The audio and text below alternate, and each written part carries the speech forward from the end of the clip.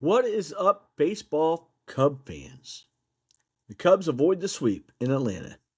I'm David Butler, and this is Clark and Addison born into the Ivy.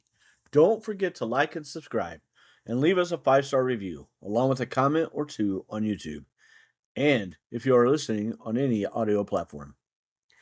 The Atlanta Braves review. Here's the news flash. Cubs offense is in a massive funk. In the last 5 games, they have not scored more than 2 runs. Last Friday, a week ago today, this morning, sorry I didn't get this out last night, the Cubs scored 7 runs in Texas. First game, they won the 10th in a row. Fantastic. And then the offense just. So I won't say that the offense just went cold at that point. The offense didn't look good in the Cincinnati series overall. I know they were scoring runs, but there was signs pointing towards some kind of regression. And we're in it. We're in it, folks. 5 games, 5 runs. That's an average of 1 run per game. That's pitiful, frankly. For major leaguers, for 5 games, that just sucks. I know that things happen, but man, that's really bad. The good part of that is that they have won one of those 5 games last night. Colin Ray did not pitch well in the opener, but Shota Imanaga pitched definitely well enough to win. And Ben Brown was absolutely electric again last night. We'll go over some things for him here in a minute. But he was better than Imanaga. He just didn't pitch as long, so I guess you could argue that maybe he wasn't. But he was better than Chris Sale, too. He only went 4 innings because of his pitch count. He threw 65, which was 19 pitches more than he threw last week against Texas. And on that Friday night. But he is in 8 innings of being a starter this year. Now he has 1 hit allowed, and I think 1 or 2 walks. He also had a hit Austin Riley last night. So, he's looked amazing. This is just crazy numbers here real quick for Ben Brown. This is via Carson Wolf at the Wrigley Wire. In 33 and 2/3 innings, he has a 1.60 ERA, which is 3rd in the majors behind Cam Schlitter and Shota Imanaga. I'm pretty sure that they're both pretty damn good. He has a 0.86 whip, which is walks and hits per inning pitched, 5th in the majors, 26.4 K percentage, which only went up yesterday because he had 7 Ks, 7.8% walk rate, and 0.27, knocking on wood here, home runs per 9, with its 8th in the majors. His only home run allowed was the first game of the season when he came in relief and gave up that homer. And everybody said, oh, here goes Ben Brown again. And he's been absolutely flat out dominating since. This kid seems to have found it with that sinker, and he's mixing in that changeup some to go with his knuckle curve, which was just nasty last night. He threw 26 pitches in the knuckle curve last night. Phenomenal. And it looked good. His next start, if I mapped it out right, will be against the Milwaukee Brewers. And he has typically owned the Milwaukee Brewers in his career. Hopefully that continues. No guarantee. But man, how awesome would that be? This kid has been what I hoped he would be. He's got the upside to be that frontline starter that we want and need. Doesn't mean we don't need another one. I'm not saying that. I'm just saying that this kid can be that guy if he really does have this harness, and it's looking like he does. Does that mean he's never going to have an issue? Absolutely not. He's going to have a game or two where it just isn't working. And any of you who want to freak out when that happens, you just don't get baseball because it just happens. Happens to everybody. Chris Sale had one of those starts, and we saw how great he was. Jacob deGrom has had a start like that, and we saw how great he was in the last 5 games. So we all got to remember that stuff. Dude, this kid looked great. The game last night was finished. Hobie Milner with 2 great innings.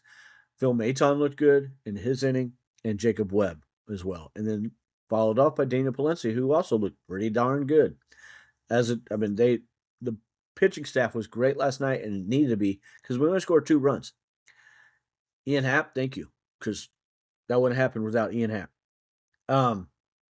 Matt Shaw drove Ian in the 6th, and then Ian hit a home run. He's now got 10 homers in the season so far. First Cub to get to the double-digit mark. And really the first one who's close to that. Ian has had a rocky start. Hopefully we're looking at an upswing again. Not rocky start. He had a great start. He's been a little iffy here lately. Hopefully we're kind of looking at the upswing in that with contact. That's what I'm looking for, because his walks, they just keep happening. He's doing great with that part of it.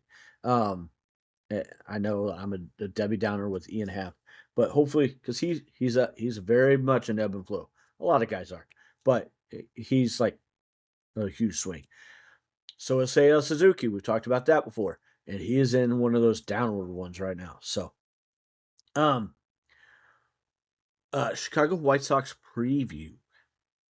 Don't look now, but the Chicago White Sox are above 500. Unfortunately, they're 22-21, 6-4 in their last 10, but they have won 5 games in a row, all 5 at home. That doesn't bode well since we're going to Chicago right now to play them at their field. Current win streak, 5 games. The White Sox offense for the season is 13th in the majors in runs per game with 4.40.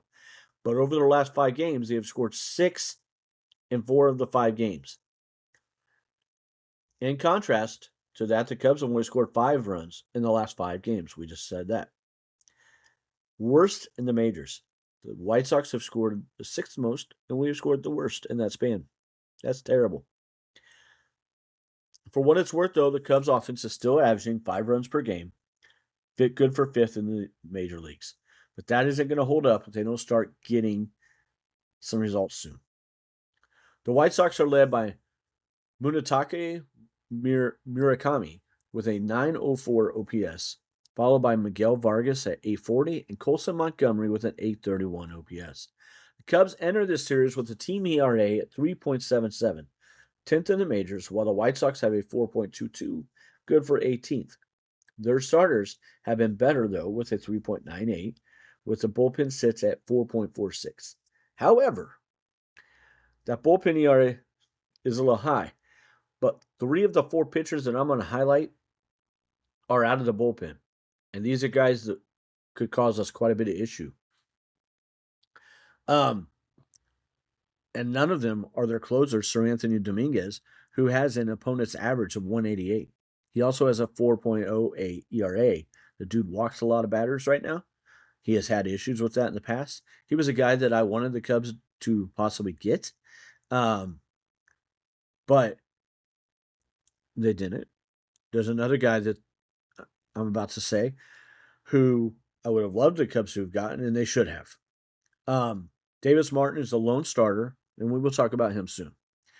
The other 3 are Sean Newcomb, left-handed pitcher with a 2.81 ERA, 22.4% walk rate or K rate, and a 2.41 FIP. That's a guy that I wanted the Cubs to get to. He signed with the White Sox rather early, which I mean, shocking to me. I don't think he signed for a ton of money, but the dude has looked really good so far this season. Brian Hudson has 0.90 ERA. That's insane. With a 26.2% K rate and a 2.41 FIP. He is a right-hander. As is Grant Taylor, who may be the best of this trio, at a 2.11 ERA, a 34.4% K rate, and a 1.23 FIP. That is fielding independent pitching. Take out any errors and all that stuff, and like that's what they would expect that he has with all that. That's insane, guys. This dude has been absolutely dynamite. I know Hudson's got the much better ERA, but Taylor with the K rate, if the White Sox get a lead, that doesn't bode well for us because we'll have to face these guys. I mean, I don't know if they'll come in maybe in a close game if they're behind, but if we can get out to an early lead, that bodes well, and we can get into the rest of that bullpen that sucks. I mean, obviously, if those guys have that ERA and the innings that they have, and the rest of the team ERA for the bullpen is over 4.4, the rest of that bullpen's got to suck. I would think. I didn't go looking at the numbers. I just saw these, and I thought, holy crap. Probable starters for Friday, or for this weekend. Fridays is Edward Cabrera, a 3-1 record at a 3.88 ERA, versus right-handed pitcher Sean Burke, who pitched really well against the Cubs last year, 2-3 and a 3.68 ERA.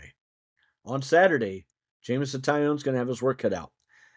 Right-handed pitcher Jameson Taillon versus right-handed pitcher Davis Martin. Taillon, who has pitched well in the last couple of games, 2-2 with a 3.94 ERA, versus Martin at 5-1 with a 1.62 ERA.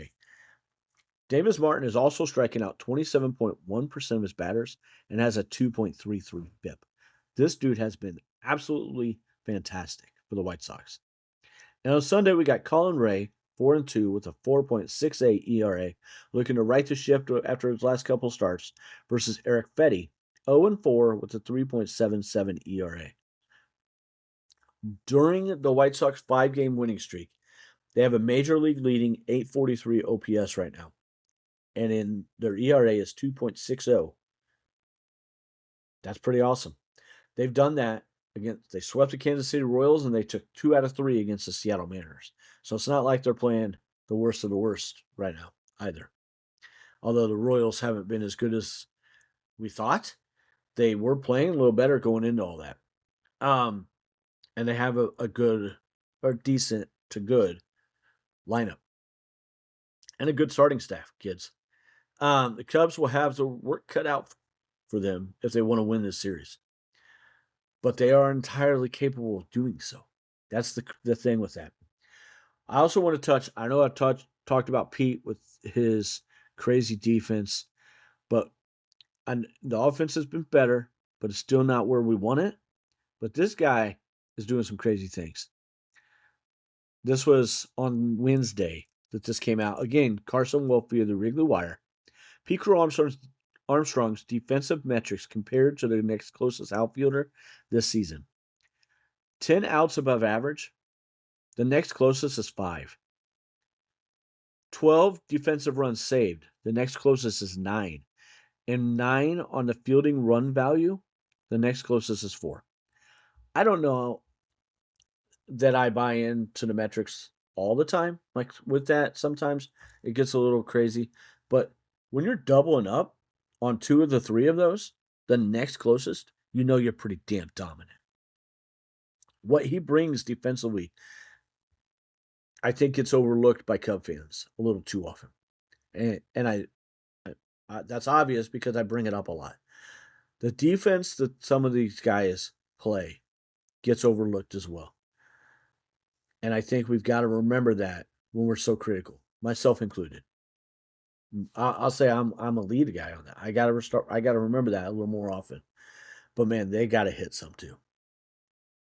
There's still a lot of walks being taken, but we got to hit the ball when it's right down the middle. Alex Bregman did that yesterday in the first inning. First time I'd seen him do it all year. And he got a base hit off of Chris Sale. Like, this is why you do that sometimes. It's just why. Thank you very much for listening and or watching on Clark and Addison Born Into the Ivy. Don't forget to like and subscribe and leave us a 5-star review and leave us some comments. Everybody have a great day, especially, or also if you're listening on any audio platform. Have a great day, and let's go Cubs. Thank you.